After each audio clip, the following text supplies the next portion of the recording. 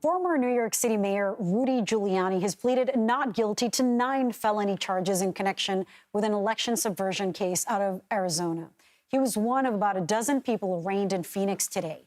18 people in total have been indicted, including former Trump chief of staff Mark Meadows and John Eastman, the lawyer who advised Trump during his 2020 campaign. Prosecutors accuse them of attempting to overturn Trump's 2020 loss in Arizona. CBS News senior White House and political correspondent Ed O'Keefe is in Phoenix following all of this. Great to see you, Ed. There are a few big players, as I just named in this case. Who have you seen in court today? Lilia, good to see you. This was a court proceeding designed to bring most of those 18 charged in for their formal arraignment. John Eastman, who was an attorney for Donald Trump and pushed to the idea that fake electors, so-called fake electors, could upend the results and send it back to the states, was arraigned last week. Mark Meadows, the former White House chief of staff you mentioned, is being arraigned next month. Just about everybody else was to show up today in person or virtually, and most of them did.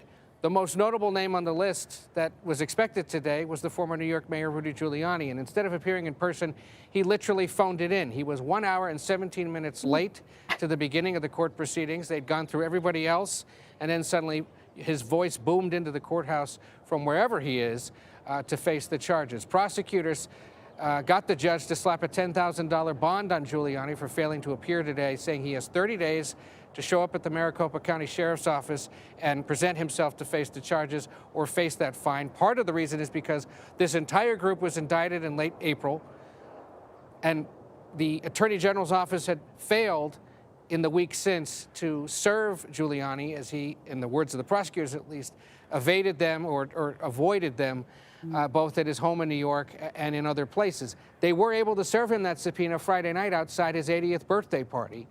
And the expectation was he would then appear today. He instead phoned it in, telling the judge he couldn't make it, would be working on finding an attorney. They're all facing charges of fraud, conspiracy, and forgery in attempts to overturn the results of Arizona's presidential elections. 11 electoral votes in this state. They voted, a group of them, as so-called fake or alternate electors. Arizona prosecutors now saying they did that to try to upend the results of the election. Obviously, Rudy Giuliani, Mark Meadows, John Eastman don't live in and weren't considered Arizona Republican electors, but they're charged as part of a conspiracy encouraging people in this state to do so. Perhaps the most notable names among Grand Canyon residents are Kelly Ward and her husband, Michael. She's the former head of the state Republican Party.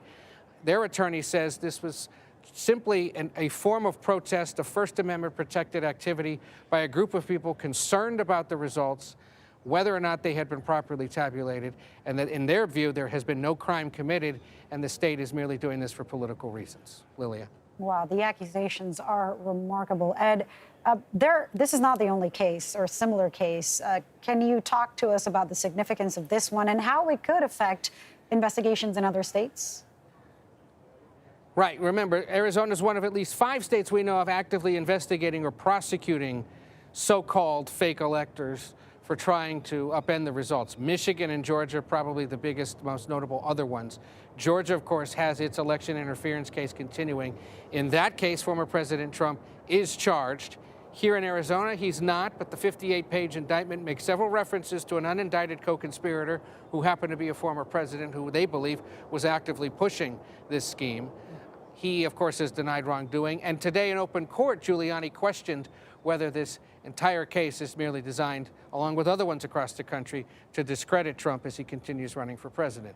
But there are concerns not only about what went on in 2020, and that's why it's being investigated at the state level in at least 5 states, and there, of course, is the federal case facing the former president, but there's concern about what it could mean for this year's elections and whether similar schemes will be cooked up across the country. Lilia. Absolutely.